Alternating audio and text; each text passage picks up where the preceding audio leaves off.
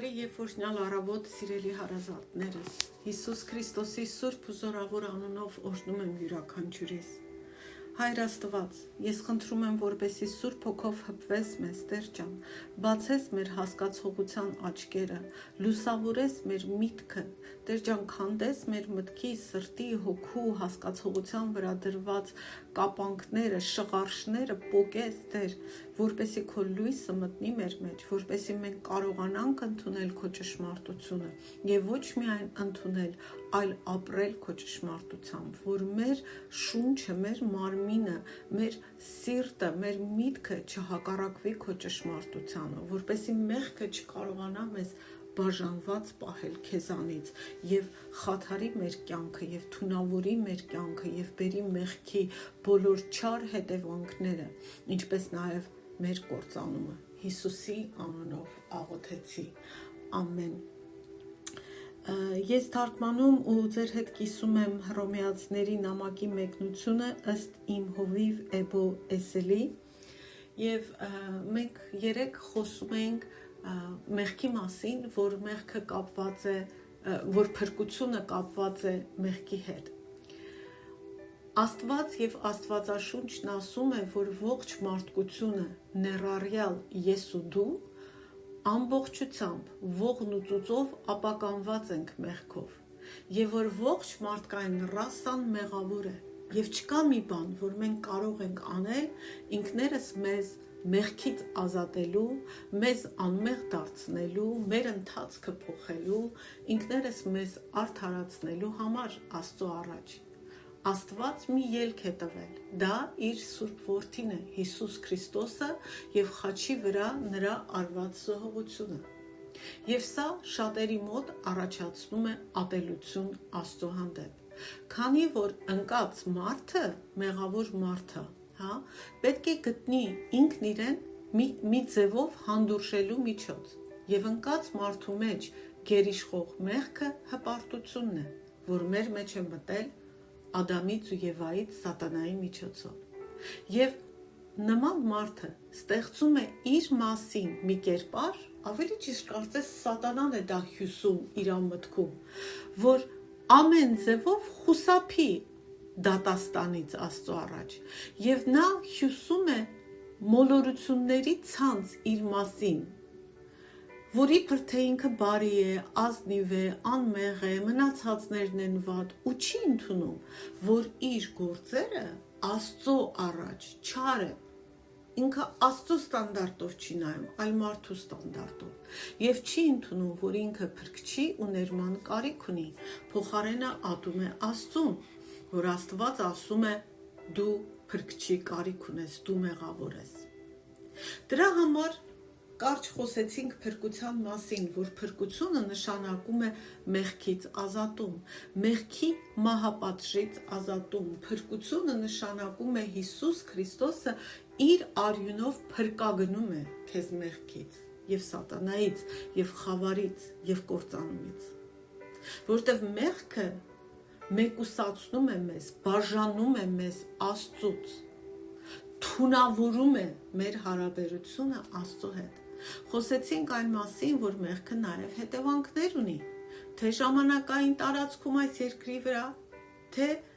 հավիտենականության մեջ, որ չկա մեղք, որ չի պատժվելու, չկա մեծ ու փոքր մեղք, ամեն մեղք պատժվելու է եւ մեղքի պատիժը մահն է։ Բայց Հիսուսը մեզ համար մահացավ եւ սա է ավետարանը։ Իսկ այսօր մենք շարունակելու ենք խոսել։ Դուք նախկին դասերը լսեք, որպեսզի ամեն բան ձեզ համար ավելի պարզ լինի։ Պողոսը մի խոսք է ասել, որ շատ հետաքրքիր է։ Պողոս առաքյալը անհավանական ծառայող էր Աստծուն։ Նա շատ ջանասեր, աշխատասեր մարդ էր։ Ու նա ասաց. ես ավելի շատ աշխատեցի, քան բոլոր առաքյալները։ Եվ դա ճիշտ է, եթե նայես նրա կատարած գործին, Աստված նրան գերբնական ուժ էր տվել, բայց նա այդքանով չի վերջացնում իր ասածը, այլ շարունակում է ասելով, բայց ոչ թե ես արեցի, այլ Աստծո շնորհը իմ մեջ։ Պողոս առաքյալը իր ուժով, իր զորությամբ, իր գիտելիքներով այդ ամենը չարեց, այլ միայն ու միայն Աստծո շնորհով։ Մենք պետք է հաճախ մտածենք այս մասին։ Ինչպես է հնարավոր, որ Աստված մեզ փրկում է իր շնորհով, հետո տալիս է մեզ շնորհ իրեն հետևելու համար, հետո ավետարանից ծնվում է հավատքի հնազանդությունը մեր մեջ, հետո Աստված իր շնորհով օգնում է մեզ տոկալ ու հավատարիմ մնալ մինչև վերջ, փրկում է մեզ, վերջապես բերում է իր արքայությունը, տալիս մեզ փառավորված մարմին իր զորությամբ, իր շնորհով, հետո էլ պարգևատրում է մեզ, վարձք է տալիս, նորից իր շնորհով։ Սկզբից մինչև վերջ ամեն ինչ Աստված է անում իր շնորհով, անգամ հավատքը Աստծուց է տրված։ Չկա մի բան, որ մենք ենք անում։ Սա է պատճառը, որ ավետարանը ամեն ինչ է, ամեն ինչի հիմքն է։ Ահա թե ինչու առաքյալները, առաջին դարի քրիստոնյաները իրենց կյանքը տվեցին ավետարանի համար, Հիսուս Քրիստոսի համար, ավետարանը քարոզելու և ավետարանին արժանի կյանք ապրելու համար։ Ավետարանը դա Հիսուս Քրիստոսի զոհողությունն է, դա փրկության, սրբացման ու փառավորման ճանապարհն է, ներման ճանապարհն է։ Որովհետև ավետարանը ամեն ինչ է, Հիսուս Քրիստոսը ամեն ինչ է։ Ավետարանը Հիսուս Քրիստոսի անձն է և այն ամենը, ինչ նա արեց խաչի վրա։ Ահա թե ինչու այդքան կարևոր է ավետարանը իմանալը, հասկանալը և պահպանելը ևս դրա ապրելը։ Դա կենսական կարևորություն ունի։ Մենք պետք է ունենանք ավետարանի կենդանի ըմբռնում, յուրաքանչյուր քրիստոնյա դրա կարիքն ունի։ Դու պետք է հասկանաս ավետարանը, դու դրա կարիքն ունես, դա անհրաժեշտություն է։ Գիտես, դու չես կարող քայլել Քրիստոսի խաղաղության մեջ առանց ավետարանի ըմբռնման։ Եթե մեղք ես գործում կամ պայքարում ես մեղքի դեմ, իսկ քրիստոնյաների մեծ մասը պայքարում են մեղքի դեմ, որտեղ մեղքը չի վերացել։ Միակ ճանապարհը, որով կարող ես խաղաղության մեջ քայլել, ավետարանի ըմբռնումն է։ Դու չես կարող խաղաղություն ունենալ քո սեփական խղճի վրա հիմնվելով։ Այո, մենք բոլորս պետք է ջանանք մաքուր խիղճ ունենալ, բայց Քրիստոսի խաղաղությունը կախված չի քո խղճից։ Հռոմեացիներ նամակի 5-րդ գլխի առաջին խոսքում Պողոսն ասում է. Արդ մենք հավատով արդարացված լինելով Աստծո հետ խաղաղություն ունենք մեր Տեր Հիսուս Քրիստոսի միջոցով։ Այսինքն տեսեք նորից հասկանանք ինչ է ասում, որ մենք արդարացված ենք հավատով, միայն նրա համար, որ հավատում ենք, դրա համար արդարացված ենք, և քանի որ հավատով արդարացված ենք, դրա համար Աստծու հետ խաղաղություն ունենք, և Աստծու հետ խաղաղություն ունենք միայն Տեր Հիսուս Քրիստոսի միջոցով, որտև նրան ենք հավատում։ Ուրեմն Աստծո խաղաղությունը, Աստծուց եկող խաղաղությունը գալիս է Հիսուս Քրիստոսի միջոցով։ Գուցե դու դժվարանում ես խաղաղության մեջ լինել, որովհետև մտահոգված ես, արդյոք Աստված ներել է քեզ, գուցե շատ մեծ մեղք ես գործել, սարսափելի մեղք, մարդկային տեսակետից աններելի մեղք։ Իսկ բոլոր քրիստոնյաները մեղք են գործում։ Մենք մեղք ենք գործում, այն սուտը, թե մենք մեղք չենք գործում, գլխներիցդ հանեք, որտև մեղքը դեռ այս աշխարհում է, մենք ազատված ենք մեղքի իշխանությունից ու զորությունից, բայց մեղքի ներկայությունը կվերանա միայն հավիտյան կյանքում։ Եվ երբեմն մեր գործած մեղքերը վնասում են ուրիշներին, մեծ վնաս են հասցնում, մեծ խնդիրներ են ստեղծում։ Մեր մեղքերի, մեր հպարտության, մեր մեծամտության պատճառով եկեղեցիներ են բաժանվում։ Հպարտությունը մեղք է, Մեծամտությունը մեղք է, դա ընկած մարդկության ամենատարածված մեղքն է։ Հակոբոս առաքյալն ասում է, որ եթե թույլ տանք մեղքին աճել մեր մեջ, այն պտուղ է տալիս եւ այդ պտուղը կործանում է մեզ։ Հակոբոս 1:15 խոսքը կարդանք։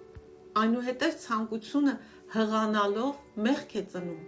իսկ մեղքը հասունանալով ծնում է մահ։ Միգուցե դու մտածում ես մի մեծ մեղքի մասին,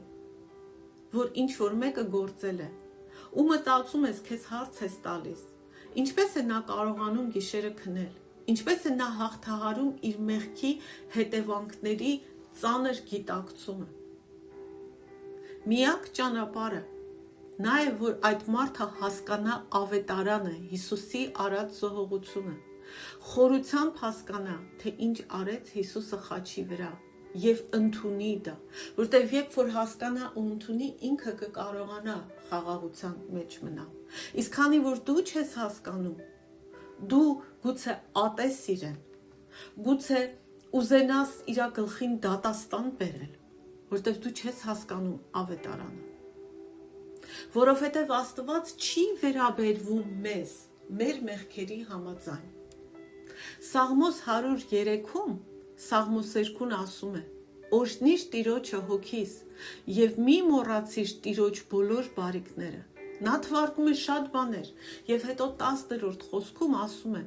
«Նա մեզ հետ չի վարվում մեր մեղքերի համեմատ եւ մեզ չի հատուցում մեր անօրենությունների համաձայն, այլ մեզ հետ վարվում է իր ողորմության համաձայն»։ Որտեւ եթե Աստված վարվի մեզ հետ մեր մեղքերի համաձայն, մեզ տեղն ու տեղը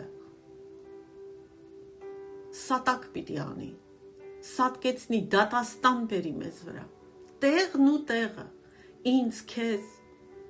մեր երեխաներին, մեր թոռներին, մեր սիրած մարդկանց,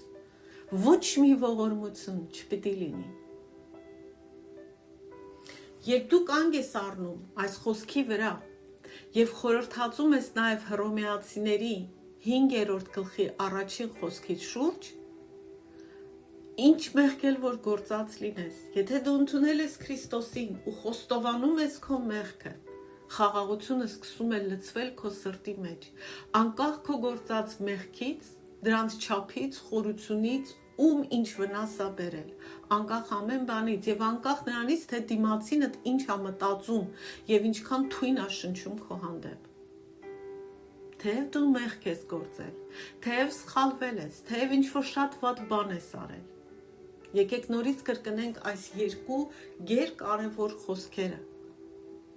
Մենք հավատով արդարացված լինելով